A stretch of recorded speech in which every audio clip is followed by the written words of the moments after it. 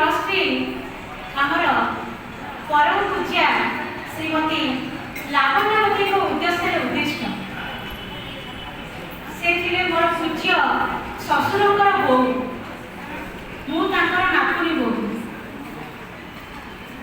से थिले महिषी धर्मपरायणी महिला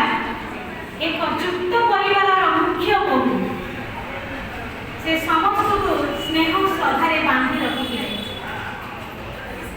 भोकिरा पेटर कथा से जानी पारुथिले से जन एमिति महिषी महिला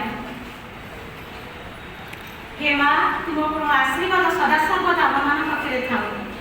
बर्तमान सुधा आम 30 जन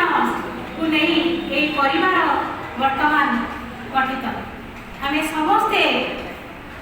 यौथ परिवार कहले अतुक्ति हम ना आमर ये परिवार 30 जन को नहीं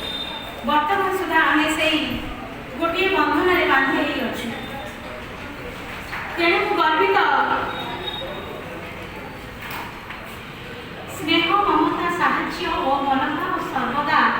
अन्यर आखि खोली यह समाज गोटे भावुँ गोटे दृष्टांत कारण प्रथम परिवार तापर समाज जदि आम परिवार बंधुत्व और स्नेह भाव बांधि रखिलु ताले समाज निश्चित भावे